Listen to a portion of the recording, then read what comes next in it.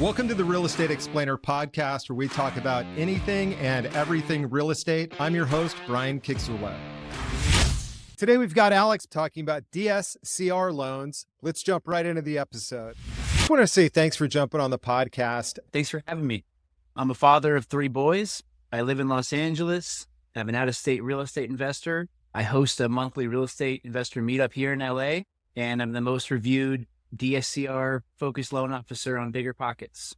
My background, I told you a little bit before we got on the podcast, is I got into mortgages back in 2002, so a long time ago now. And my background was really doing residential, FHA, VA, conventional financing for whether it was first-time home buyers or investors coming back to buy their 5th, 6th, 7th property. I've done a handful of hard money loans, but over the last 20 years or so, the mortgage markets have really changed.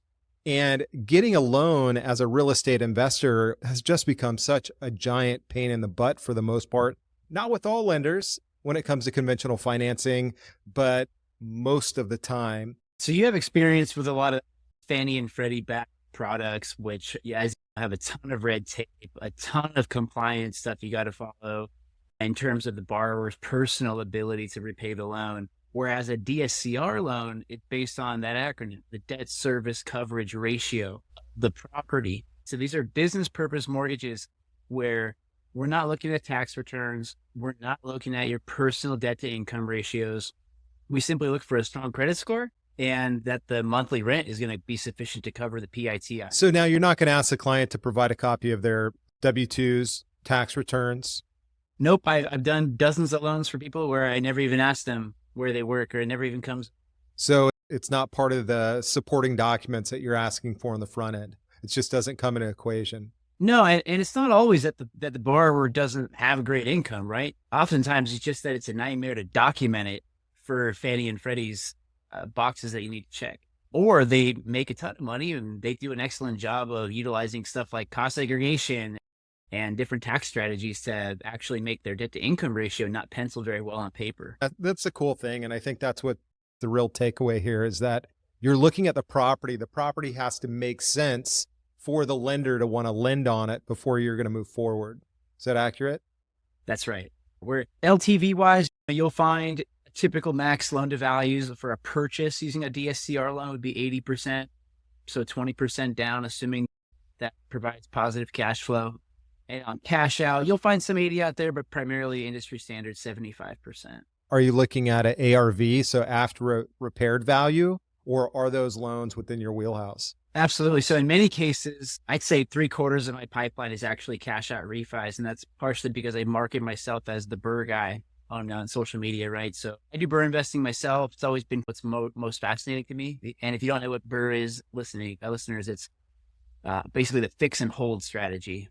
Right? You're going to buy a distressed property under market value, fix it up, force the value up, and then attempt to get a cash out refi using that new appraised value, and hopefully leave very little money of your own in the deal. So you're doing cash out refinances. That's what you said 3/4 of your business is. So are folks funding their own loans or funding their own projects to get started and then coming back to you and using the DSCR loan to do a cash out refinance? Yeah, I see a wide variety of things happen there. A lot of times my clients purchase and renovate a property all cash and then come to me to get taken. Sometimes they use private money for that purchase and acquisition. Sometimes I originate the hard money, right? Because we also do some of that, 90% of the purchase, 100% of the rehab, short-term hard money loans. But you mentioned, DSCR loans work off of ARV, and only in so much as seasoning. Forget whether you qualify for Fannie and Freddie based on your debt to income ratio. What may be the sole determining factor of why you might go DSCR is simply seasoning on a BRRRR. So as of spring of last year, Fannie and Freddie changed their guidelines to where if you used purchase financing, that meaning there's a first position lien on the property, you need to wait 12 months before you can do a cash out refi using the new appraised value.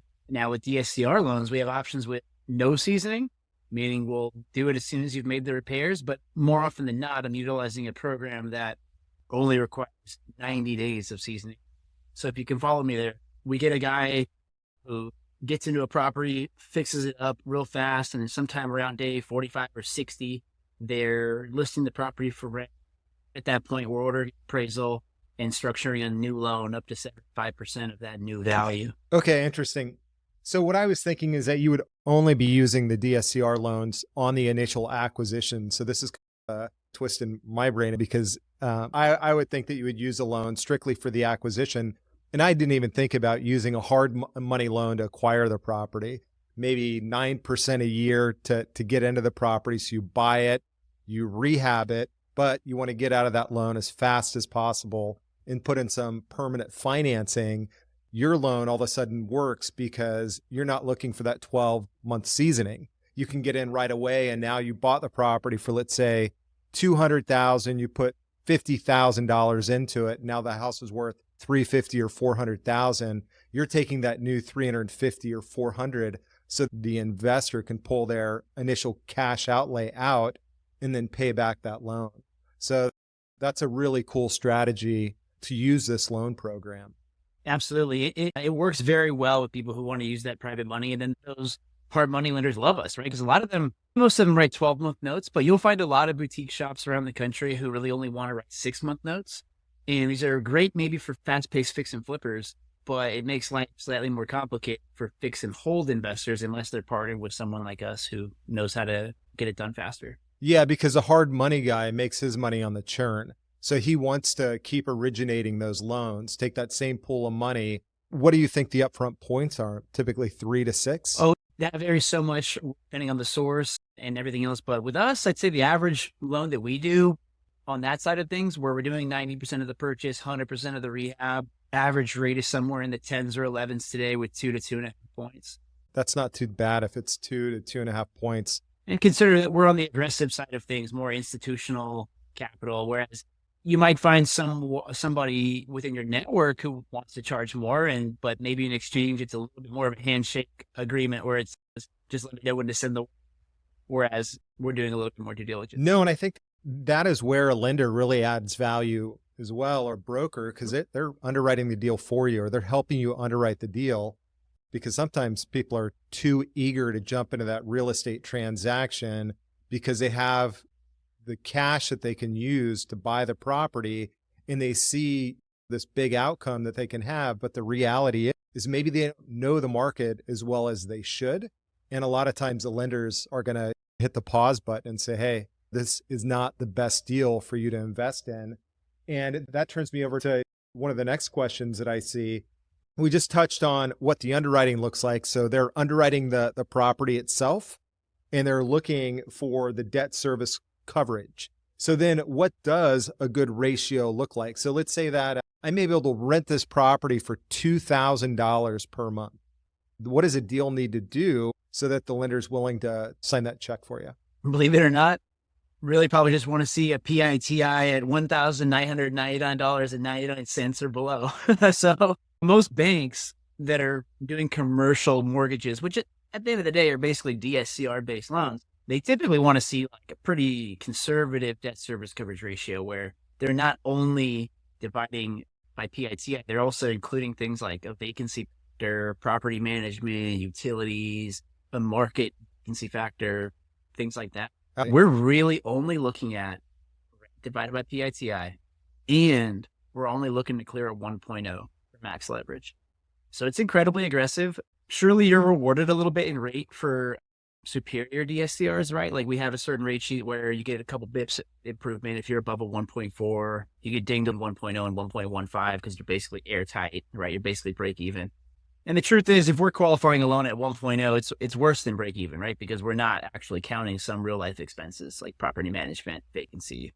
Yeah, repair and maintenance items that are definitely going to pop up. You move in, or if they move in, the hot water tank blows or something, the HVAC goes. If you haven't set aside the additional funds, it's going to mess with your overall ratios. But to restate that, just because we're using a lot of acronyms, if you will, is it's 1-to-1, guys. $2,000 a month in rent, $2,000 a month in coverage. So that gets you into the property if you have that 20% to put down. This is not a 100% financing or we're basing it on some future values. You have to have the cash in the property.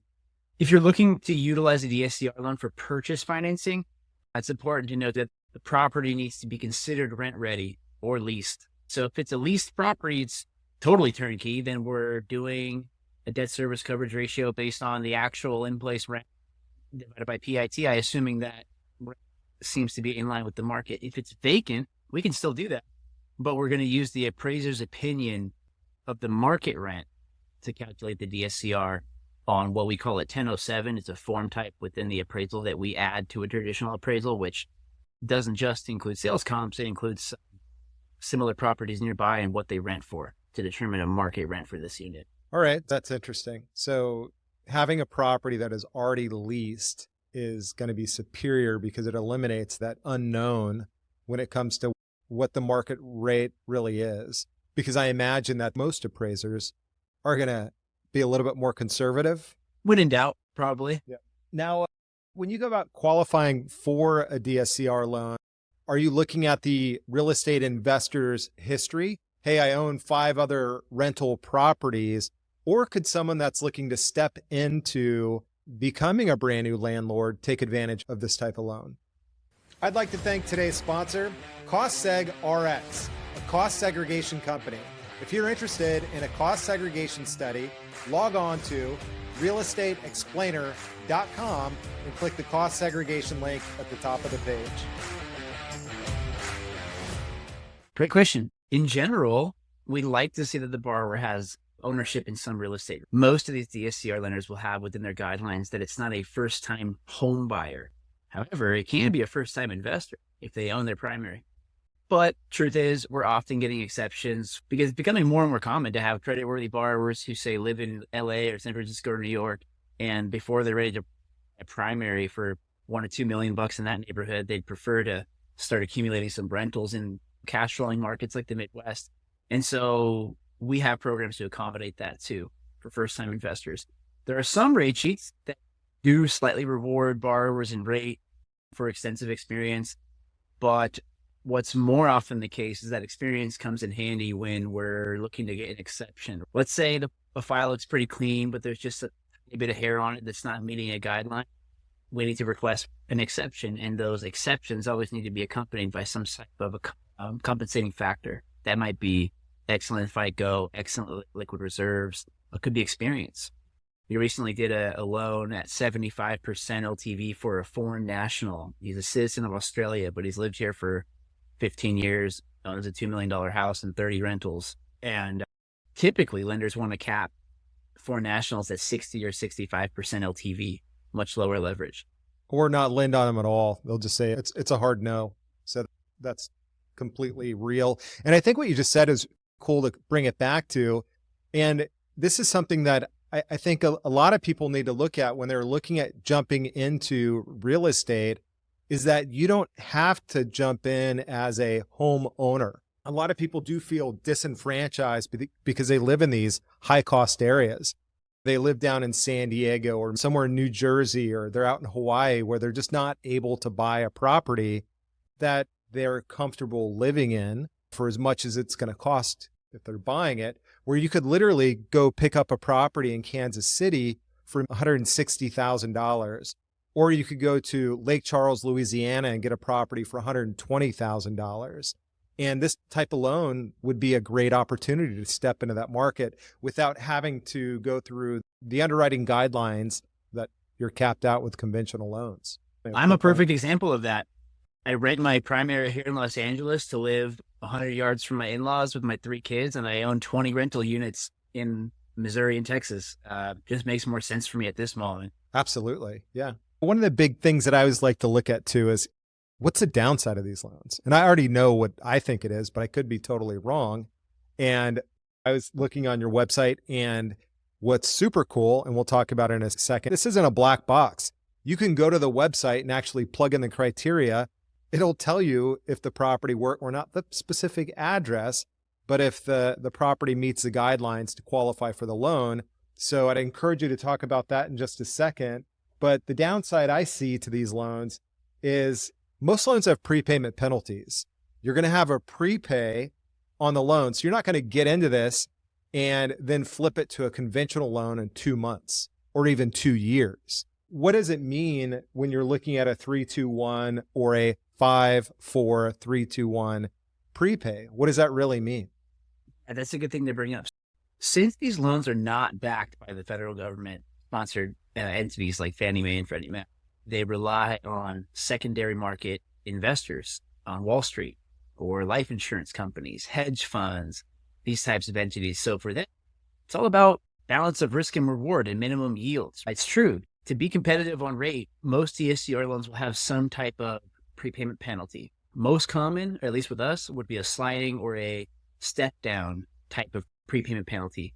Right now, the two most common structures would be either a 5-year or a 3-year. So that means either a 5-4-3-2-1 or a 3-2-1. And how that works is like in the case of the 3-2-1, if you paid that loan off, whether it was a sale or refi in the first 12 months, you would incur a 3% fee based on the loan balance. You have a loan for $100,000, you pay it off early in the first year, that payoff demand that goes out will be for $103,000. If you did that in year 2, it's only 2%. If you did it in year 3, it's only 1%. And then after that 36 month, after the 3rd year, there's no penalty at all. So you could look at that as a potential downside. But what's really funny is I would have said that historically the downside would be rate. You'd say, oh, these are riskier loan products that rely on private investors, essentially. They're going to get you in rate. And historically, I'd say DSCR loans have been 100 to 200 bips higher than conventional. But today, play around with that calculator and then reference like Rocket Mortgage for the same scenario, we're actually pricing inside of Fannie and Freddie today in many scenarios. Yeah, I saw that. Blew my mind. I was taken back by that because I thought in addition to being stuck with that prepayment penalty, you'd get hit with a much higher interest rate. But the reality is it wasn't a bad interest rate at all on an investment property. And the cool thing too is it was a 30-year fixed. Back in 2003 and 4, they would write a 3-year prepayment penalty on a 2-year ARM.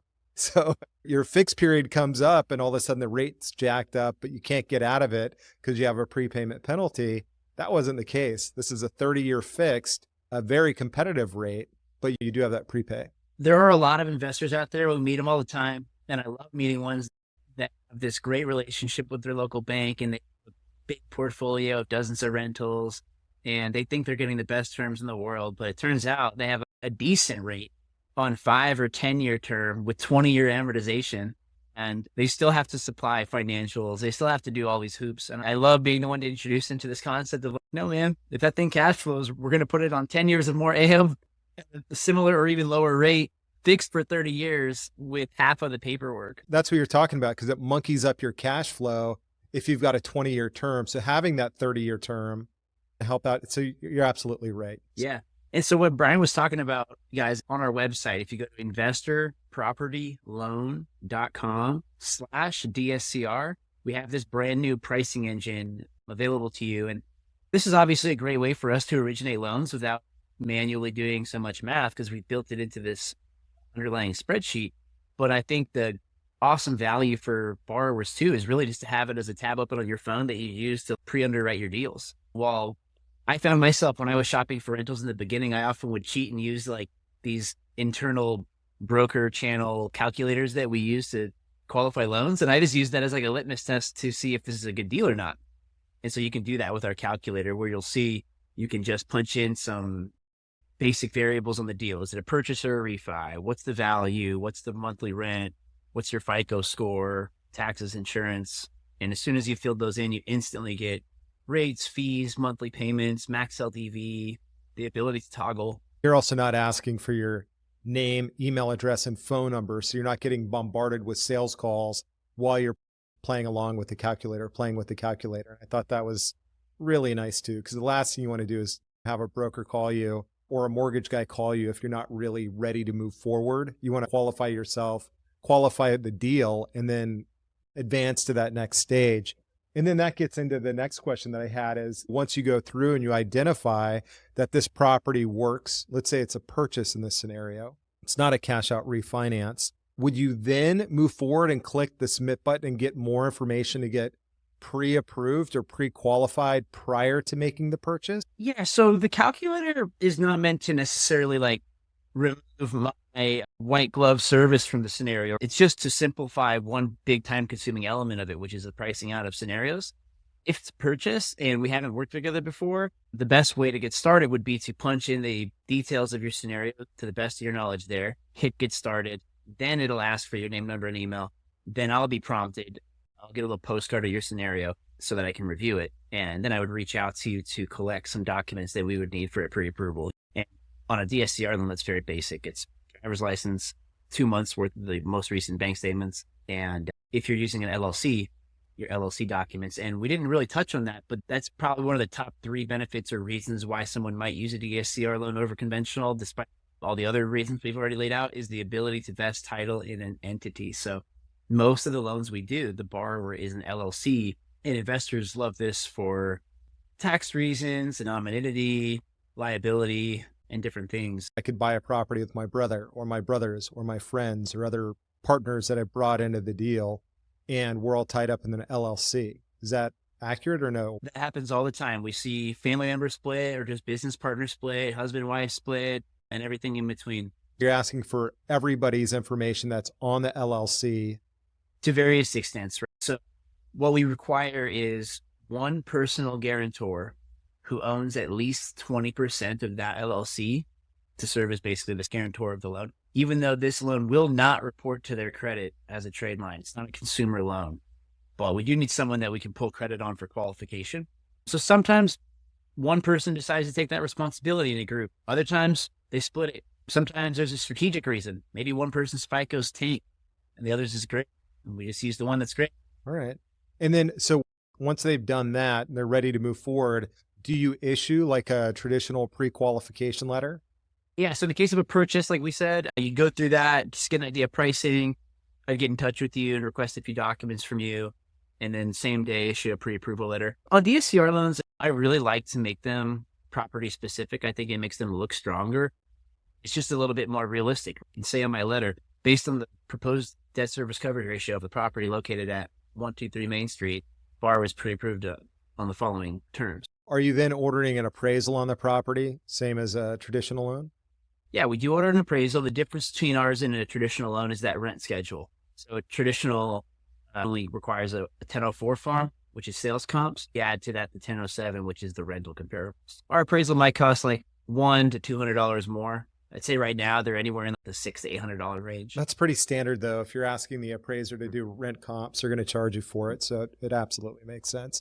Now, what about the condition of the property? Do you lend on properties that are maybe not ready to go? Maybe it needs something. Are you willing to move forward on those, or is it they need to be ready to go day one?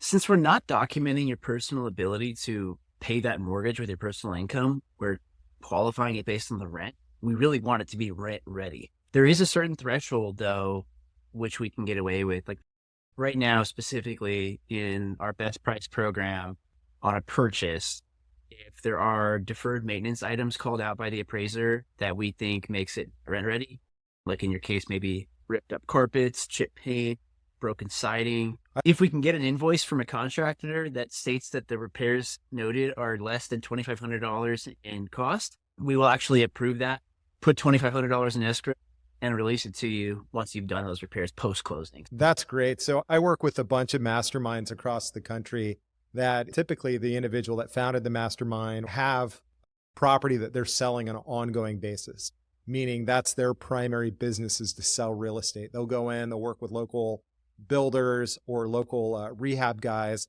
that are bringing properties to market that are rent ready. They've already run all the studies on them, so they know that they're good rental properties, turnkey, and priced right for the area.